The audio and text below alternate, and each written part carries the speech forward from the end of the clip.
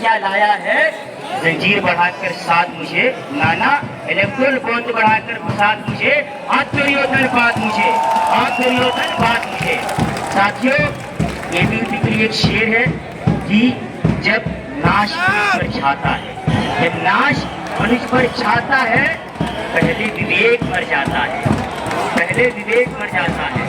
साथियों, आपको पता है कि आज इस संगठन का विवेक मर चुका है। आज पूरे देश में जिस तरीके से सांप्रदायिक ताकतें, फासिस्ट ताकतें देश के ऊपर अपना एक छाप छोड़ चुकी है, इस तरीके से ये भाजपा सरकार पूरे देश में कहती है सबका साथ सबका विकास, लेकिन जब वही अखलाक को मॉडलिंच किया जाता है, जब वही जुनैद को चलती ट्रेन पे मार दिया जाता है, जब वही पहलू खान को मौत निश्चित कर दी जाती है, जब नए संसद भवन में रमेश भजूरी जैसे लोग चुने हुए सांसद को कटवा, मुल्ला और आतंकवादी कहते हैं, तो इनके मुंह पे ताले पड़ जाते हैं, शर्म नहीं आती है।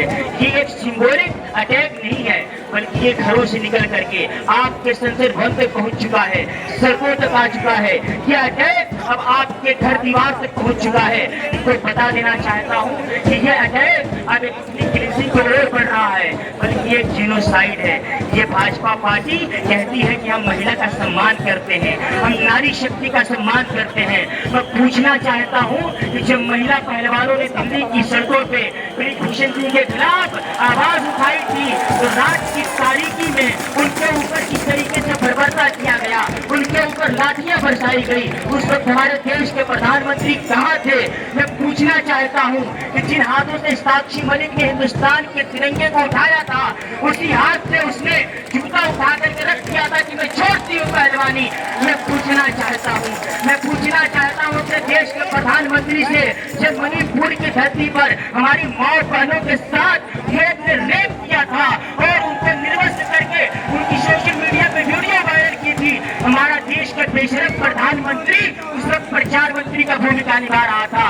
बिल्कुल उसी तरीके से, बिल्कुल उसी तरीके से जब रोम चल रहा था और नेहरू बांसुरी बजा रहा था कि मैं कहीं दूर जाकर बांसुरी बजाऊंगा, मैं कहीं दूर जाकर बांसुरी बजाऊंगा, भला से रोम जले जलकर राख हो जाए, भला से रोम जले जलकर राख हो जाए। साथियों, भाजपा की करनी और कथनी में बड़ा अंतर है। भाजपा जो कहती है वो करती नहीं है, और जो करती है वो कहती नहीं है। आपको बता देना चाहता हूँ कि ये जो चीजें आपको देखने को मिल रही है, जब बिल्किस बानो के लिपिस्टों को छोड़ा गया तो क्या कहा गया?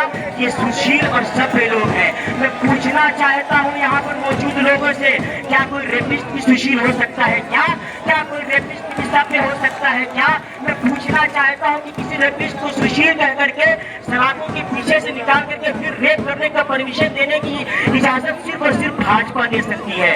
साथियों, अफसोस तो तब होता है जब उन रेपिस्टों को बाहर निकाला जाता है तो उनके सपोर्ट में, उनके सम्मान में तिरंगा यात्रा निकाला जाता है। ये है तुम्हारी देशभक्ति, ये है तुम्हारी राष्ट्रभक्ति की परिभाषा। मैं थूकता हूँ ऐसे तुम्हारी देशभक्ति पे, मैं थूकता हूँ तुम्हारी ऐसे राष्ट्रभक्ति पे।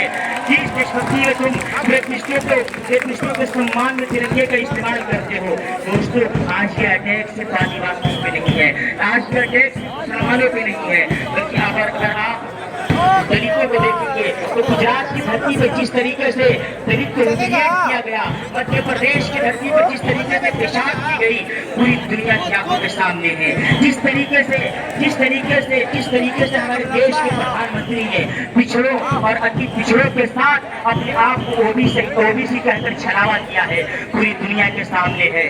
साथियों, आज अब आपको बताता हूँ, ये अटैक जो कैंपस के बाहर हो रहा है, सेम वही अटैक कैंपस के अंदर भी होने शुरू हो गए हैं, और इसकी शुरुआत आज से नहीं हुई थी। जब भाजपा सरकार 2014 में आई थी तब से ही होनी शुरू हो गई थी, और उसकी एक ताजा मिसाल आपको देखने को मिल सकता है। जब 2016 में एक माइनॉरिटी, एक मुस्लिम स्टूडेंट आता है नजीब, तो उसको गायब कर दिया जाता है इंडियन के गुंडों के द्वारा मारपीट करके। लेकिन आपको बता देना चाहता हूँ कि जब नजीब को गायब किया गया था तो उस वक्त लेफ्ट यूनियन आयशा के प्रेसिडेंट हुआ करते थे। साथियों, मैं आपको बता दूं कि अगर मैं ये कहूँ कि एबीवीपी के साथ साथ नजीब यूनिवर्सिटी में जितनी खबर जितनी खबर एबीवीपी को है उतनी ही खबर आयशा को भी है। इसीलिए तो कहते हैं ना कि हमें खबर है लुटेरों के सब ठिकानों की, हमें खबर है लुटेरों के सब ठिकानों की। शरीके जुर्म न होते तुम खुली करते, शरीके जुर्म न होते तुम खुली करते। साथियों, जब इस कैंपस में मोहतरमा वाइस चांसलर साहिबा आई थी तो उन्होंने कहा था हम तो पहली महिला वाइस चांसलर हैं, हम इस कैंपस के अलुमनाई भी हैं, हम कैंपस में महिलाओं को 5% एप्लीकेशन पॉइंट देंगे। मैं पूछना चाहता हूं यूनियन के लोगों से, आपने वाइस चांसलर से क्यों नहीं डिमांड किया 5% एप्लीकेशन पॉइंट का? ये वही जेएनयू कैंपस है जहां पर पहले महिलाओं की संख्या 57% हुआ करती थी, लेकिन आज वो संख्या घट करके 37% हो गई है। मैं पूछना चाहता हूँ लेफ्ट ट्रेड यूनियन से कि जब इस कैंपस में महिलाओं के साथ बर्बरता और छेड़खानी की जा रही थी, आप ही की यूनियन से 2018 में जीएस कैश को क्यों खत्म कर दिया गया? मैं इस प्रशासन से भी पूछना चाहता हूँ कि जब आपने महिला सेफ्टी की बात की थी तो रिंग रोड पे घूमते हुए हमारी महिला छात्रों के साथ अटैक करने की जो नापाक कोशिश की गई थी, आपने उसको रोका क्यों नहीं था? साथियों, हमारे कैंपस के साथ जितना छलावा, जितना खिलवाड़ इस वाइस चांसलर ने किया है, हमको लगता है उसमें इन एबीवीपी वालों का इनसे ज्यादा किसी का हाथ नहीं हो सकता है। इसलिए कि हम तो इन्हें 2017 से देखते हुए आ रहे हैं। जब हमने फ्री हाइट मूवमेंट किया था तो ये वही लोग थे जो मम्मी लाला जगदीश कुमार के साथ बैठ करके छात्रों की जासूसी किया करते थे, जो वही लोग थे जो मम्मी लाला जगदीश कुमार के पास फोटो खींच करके भेजा करते थे, वीडियो बना करके भेजा करते थे। अभी हमारे एक साथी आए थे, उन्होंने कहा कि हमने फ्री हाइट मूवमेंट किया और हमने नो इंच बैठ का नारा दिया था। साथ ही आपको बता देना चाहता हूँ उस यूनियन का पार्ट में भी था, और जो फ्री हाइट मूवमेंट था वो फ्री हाइट मूवमेंट किसी यूनियन ने नहीं चलाया था, वो फ्री हाइट मूवमेंट किसी लीडर ने नहीं चलाया था, बल्कि कैंपस का एक छात्र उस वक्त लीडर था, बल्कि कैंपस का एक छात्र नेता था, कैंपस का एक छात्र अपनी जरूरत को महसूस कर रहा था कि गरीब घर से आने वाला छात्र अगर इस मूवमेंट में हिस्सा नहीं लेगा तो उसको पढ़ाई से रोक दिया जाएगा, उसको हायर एजुकेशन से वंचित रहना पड़ेगा। इसलिए एक छात्र ने अपनी जिम्मेदारी समझी थी, इसलिए वो मूवमेंट सफल हो सका, इसलिए वो प्रोटेस्ट सफल हो सका। इसलिए इसका क्रेडिट आप अपने सर पे मत लीजिए, वरना जनता माफ नहीं करेगी। आपके करतूत को और आपकी मंशा को और आपकी सारी नियति को ये कैंपस समझ चुका है। आपने कैंपस के मुसलमानों को जिस तरीके से मुल्क बनाया है वो पूरी दुनिया जानती है। सिर्फ ज्वाइंट सेक्रेटरी मुसलमान प्रेसिडेंट बन ही नहीं सकता है। अच्छा, ये अपने आप को लेफ्ट कहते हैं, शर्म नहीं आती है तुम्हें पेपर में छपवाते हुए कि 27 साल के बाद तुमने दलित प्रेसिडेंट दिया? अरे एहसान किया तुमने, तुमने कहा कि 27 साल के बाद हमने दलित प्रेसिडेंट दिया। एहसान किया क्या तुमने? मुसलमानों याद रखना, 27 साल के बाद अगर तुम्हें दलित प्रेसिडेंट मिला है तो तुम्हें 127 साल के बाद भी चांस नहीं मिल सकता है, क्योंकि तुमने सिर्फ और सिर्फ समझौता किया है, और समझौता करने वाली कौम कभी आगे नहीं बढ़ सकती है। साथियों, ये आयशा वाले लोग और खासतौर से भी कोई लोग, आप लोगों को तो शर्म से मर जानी चाहिए, आप लोगों को शर्म से मर जानी चाहिए। आप साइकिल उठा के मारते हो, कल अगर इंडियन आ गए तो आप उठा करके मारोगे। आप सुनो, एक चीज मैं आपको बताता हूँ, आपने पूरे कैंपस में शोर मचाया है कि बहुत शॉर्ट टर्म पे यूनियन है, 5 महीने का यूनियन है, हमारे हाथ में दे दो। अरे तुम्हारे आका ने वादा किया था कि हमें प्रधानमंत्री बना दो, हम इस देश से महंगाई को हटा देंगे। आज देश में आजादी के बाद सबसे ज्यादा बेरोजगारी है, आज देश में सबसे ज्यादा महंगाई है। तुम्हारे आका ने वादा किया था कि एक नागरिक के खाते में 15 लाख रुपए भेजे जाएंगे। अच्छे दिन तो आए नहीं, 15 लाख रुपए तो आए नहीं। तुम ये कह रहे हो कि हम छात्रों का एफसीएम बढ़ा देंगे। सरकार तुम्हारी है, प्रशासन तुम्हारा है, प्रधानमंत्री तुम्हारा है, क्यों नहीं बढ़ाते? तो छात्रों के साथ खिलवाड़ करने लगे, तुम तमाशा कर रहे हो। लालची समझते हो क्या जेएनयू के छात्रों को? जेएनयू के छात्र इतने बुरे नहीं है मेरे दोस्त, तुम्हारे सारे कार्य करतूत को समझते हैं। वो ये भी जानते हैं कि किस तरीके से कैंपस के छात्रों को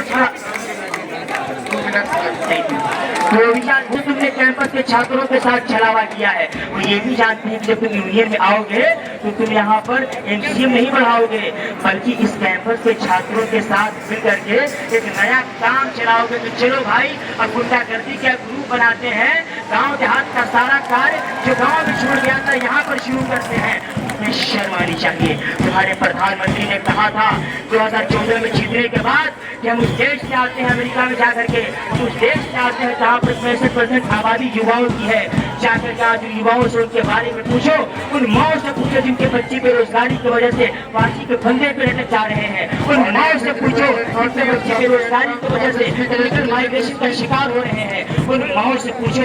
साथियों, मैं दो चीज कह करके आपके सामने से चला जाऊंगा। ये आयशा वाले लोग हैं, लेफ्ट वाले लोग हैं जो कहते हैं कि हम स्कूल ऑफ लैंग्वेज पर ज्यादा ध्यान देते हैं, लेकिन 2016 के बाद से एक भी इंडियन कैंडिडेट नहीं मिल सका। साइंस को ये लोग दोहरी नीति से देखते हैं। अगर आप कभी साइंस स्कूल में जाएंगे तो देखिए वहाँ की लेबोरेटरीज की क्या हालत है। एक छोटा सा एक्सपेरिमेंट के लिए उन्हें NITGR जाना पड़ता है, नोएडा जाना पड़ता है, उन्हें दिल्ली के एक कोने से दूसरे कोने तक जाना पड़ता है। हमारे जो PWD छात्र हैं उनके लिए लाइब्रेरी में किताबें मौजूद नहीं है, ऑडियो बुक्स मौजूद नहीं है। हमारे जो PWD छात्र हैं, अगर आप पेरियार के सामने से गुजरिएगा तो उनके लिए कितना बुरी हालत हो जाती है। मैं एनिमल लवर हूँ, मैं जानवरों के खिलाफ नहीं हूँ, लेकिन कैंपस में कुत्तों के द्वारा जो हमारे PWD छात्रों के साथ होता है, उनको काटने पड़ते हैं, उसका जिम्मेदार कौन है? क्या आपके सामने हेल्थ सेंटर है? अगर गलती से आपको रात में कुत्ता काट ले, कुत्ता छोड़िए, अगर बड़ा सा मच्छर भी काट ले तो आपको सफदरजंग का दीदार करा दिया जाता है। आप एक बीमारी से बचने के लिए जाते हैं, हजारों बीमारियां लेकर के आते हैं। इस कैंपस ने दशकों से आपके हाथ में यूनियन दिया था, लेकिन आपने कैंपस के छात्रों के साथ सेवाएं। Speaker, please wind up your speech. Your time is over. Speaker, please wind up your speech. Your time is over. The chair that names the derogatory remarks made by the speaker. The chair would like to remind that there have been no appeal to class or confidence feelings or securing votes.